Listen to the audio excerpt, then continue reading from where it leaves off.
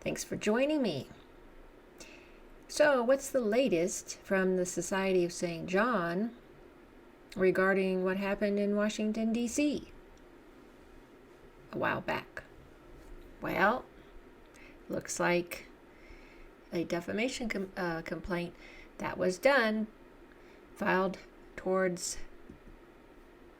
Forbes magazine.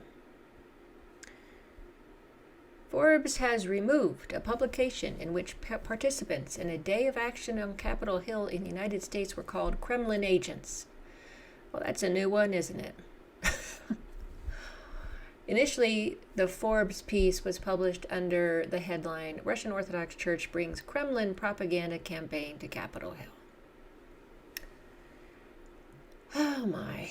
After the email from the Society of St. John or Shanghai in San Francisco to Forbes' editorial team, the title was changed to The Russian Orthodox Church Wants a Ukrainian Law Repealed. Okay. I don't think it was the Russian Orthodox Church. I think it was the American Orthodox that were advocating for this. However, much of the distorted information contained in the article prompted a follow-up email from the Society of St. John demanding a retraction, correction, and apology. In the end, the publication was deleted altogether. Well, that's good. The Society pointed out a misleading photo used with the article depicting Moscow Patriarch Kirill and Russian President Vladimir Putin, who had no connection to the organizers.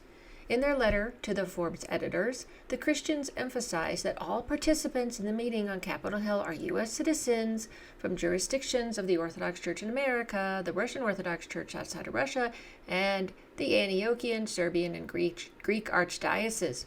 Moreover, there was no one sent by the Russian Orthodox Church, which is headquartered in Moscow, to attend the day of action. There was not even a single person who traveled from outside of the United States.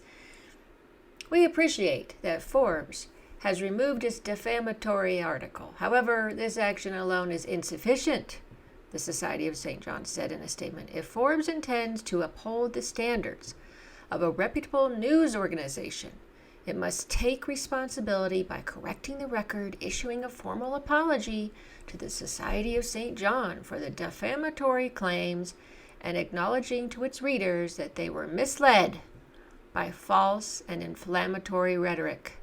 The American public deserves better. Wow. So here's a picture of what Forbes originally had out, which, is absolutely ridiculous. So again, they continued this a few days ago, but that filed complaint changed it. Maybe this will be the end of this whole issue, I think it's died down. People have moved on, of course, but this one last thing, I guess, had to be done. Let's hope that they don't try to bring this stuff up again in some media outlet in the United States, like such big ones as Forbes, because how much are we going to have to do this? Or they are going to have to do this. Anyway, I just thought you might want to know that.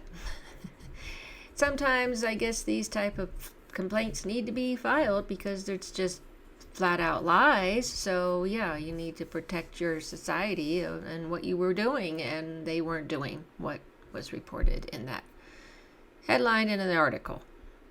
Kudos to the Society of St. John.